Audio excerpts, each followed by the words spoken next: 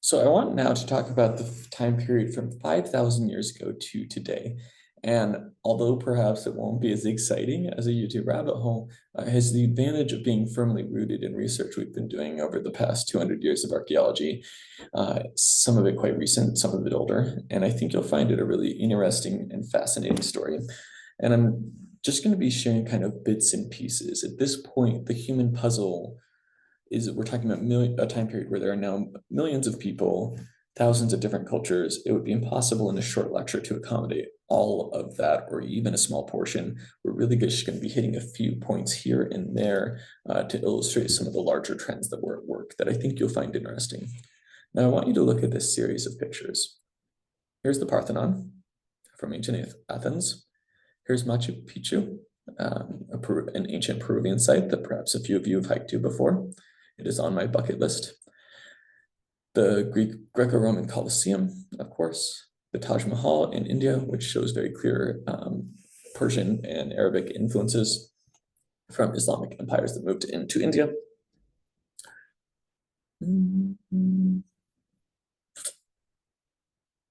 St. John's, it's one of the famous palaces in England connected to the monarchy. What do all of the sites that I have just showed you in common? Well, they're separated, some of them by quite a bit of time and space, but what they all have in common is, number one, that they're what we sometimes call monumental architecture or public architecture, the huge buildings that usually require huge groups of people to create and usually require many years to build, right? This is not something that one family makes over a week of constructing a shelter. This is something that requires years and hundreds, if not thousands, of laborers. Which means, point B, these all imply a city population of some sort, almost always. And point C, there is almost always some kind of governing force that is directing the movement of constructing these various buildings, right? Somebody is telling the workers, we're all going to make a pyramid for some reason, right?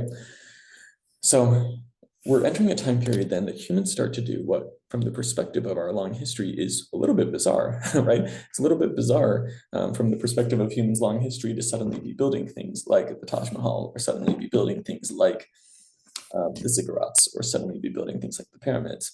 So we're talking about kind of a fascinating time period of transition. Previously, last week and the week previous, we were coming through the Paleolithic into the Neolithic, right? And the Neolithic, again, kind of starting around 12,000 or 10,000 BC, the birth of farming, right? People developing new ways of obtaining food that relied upon domesticated plants and animals, which we talked about a lot last week. Despite the fact that people are starting to do things like gardening and domesticated dogs and domesticated cattle, the vast majority, or at least a very large chunk of people, are still foraging. They're still hunting and gathering.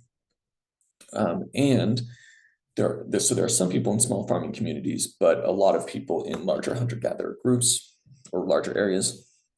And the population of the entire world is getting larger, but still quite small compared to global population estimates. At this point are in the low millions, although that's always going to be a ballpark given how long ago this was. Fast forward 5,000 years, which in archaeological time frame is not all that much, and you will have a situation in which 55% of the world's population today live in cities, according to the UN Statistics Department. About 99% of the world's population live in places that are controlled not by a banned form of society, but by some kind of government, usually with borders and usually with some kind of military or law enforcement forces. The ability to enforce its will within a certain territorial space, at least to a degree. A global population that is now 8 billion, so orders of magnitude larger than previous, and humans use roughly 50% of the land, with about 80% of it, or about 40% of the total, being used to grow domesticated plants and domesticated animals. So night and day different, really, night and day different, right? It's easy to think of them as similar because it's like, oh, we're farming now. This is very similar to now, but really this 5,000 years, these last 10,000 years, and especially the last 5,000 years, as you can see, time period of massive change. And of course, there's some debate about whether that was good change or bad change. Jared Diamond is an ethno-ornithologist. It means he studies how cultures classify and understand birds. So kind of more got a start in biology. He wrote a couple of popular anthropology books, one of them, Guns, Germs, and Steels. Steele. It's fairly controversial in anthropology because he uses a lot of theories that some people consider to be really simplistic, and there's always kind of a distrust of like, again, sort of sweeping narratives. But Jared Diamond's also made some good points as well. I would say it's a mixed bag with Diamond. One of the sometimes often quoted claims that he made in one of his essays is the adoption of agriculture, supposedly our most decisive step towards a better life, was in many ways a catastrophe from which we have never recovered. So the idea that sort of this transition to agriculture time was terrible in a lot of ways. And indeed, that is the assumption made by many. It goes all the way back to Rousseau, the French intellectual, claiming that sort of humanity fell into inequality and hierarchy as we started fencing off land for farms, right? Or more recently, Yuval Harari's book *Sapiens* and a lot of other books that basically claim that as soon as we started transitioning to agriculture, we started transitioning to hierarchy and inequality and war and all sorts of other things. And that used to be what most anthropologists thought. Increasingly, especially over the last 20 years, the picture has gotten considerably more complicated than that. And we'll kind of talk about some of that as we go along, but probably the biggest of which is that sometimes you have agriculture developing in an area hundreds, if not thousands of years before you start to see any clear signs of a government or a monarch, right? You have cities like Katohyuk, which we'll talk about in a minute, where you have very clear and obvious cities of hundreds of people, if not thousands, but you don't have any like palace with like, or ornamentation that would suggest some kind of king or queen.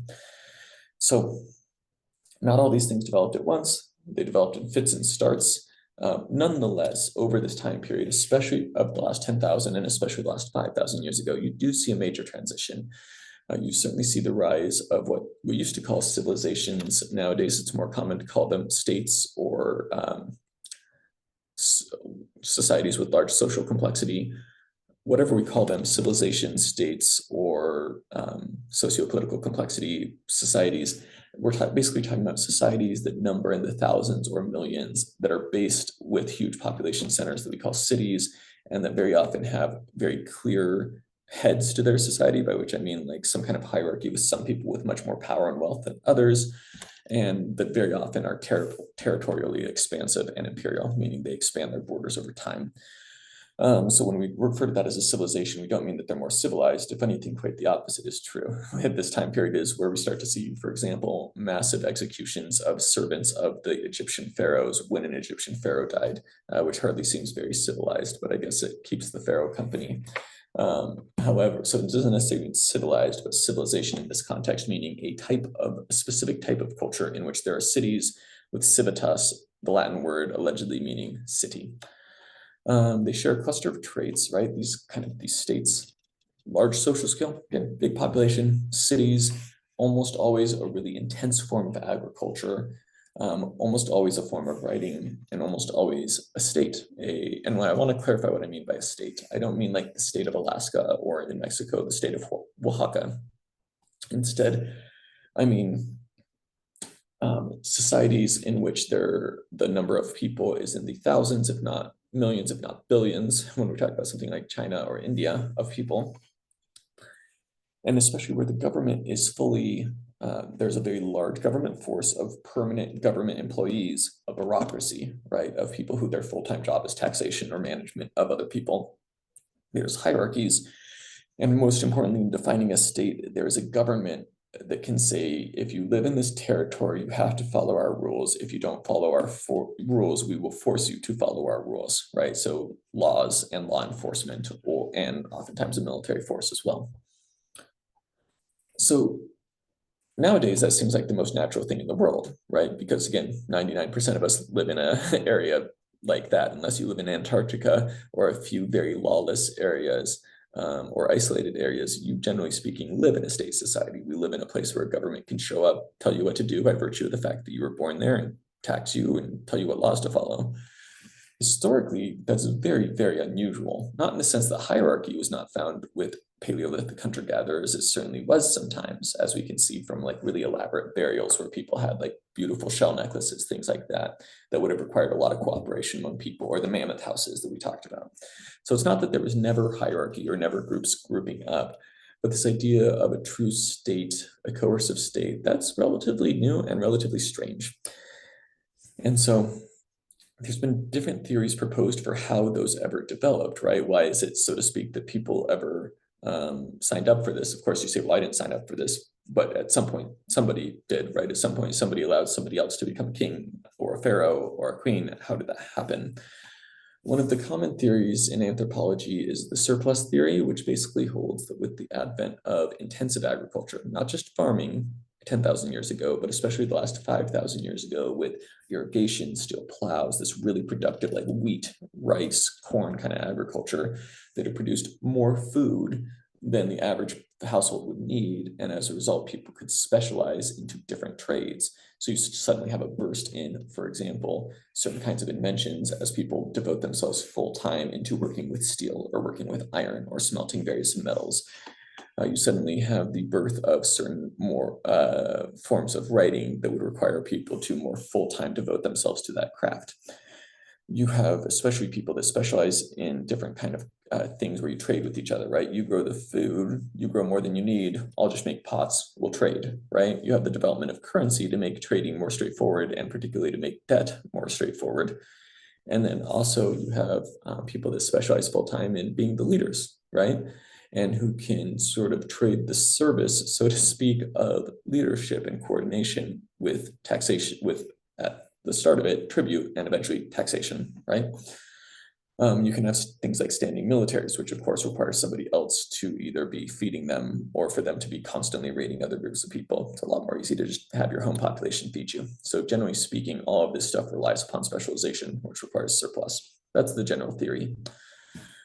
So all of this seems to coincide. The rise of this slowly takes several thousand years. The start of it is really what we talked about last week, which is the shift from the Ice Age into the Holocene as things become warmer and allows for many, many different new ways of food ways. So this Holocene, these last 12,000 years that we've been living in, a relatively warmer period. Of course, now our warming is accelerating quite rapidly due to climate change. However, more generally, like the Earth warmed from the Ice Age, obviously, right? You don't live with a bunch of huge ice sheets on top of you if you live in Toronto, Canada.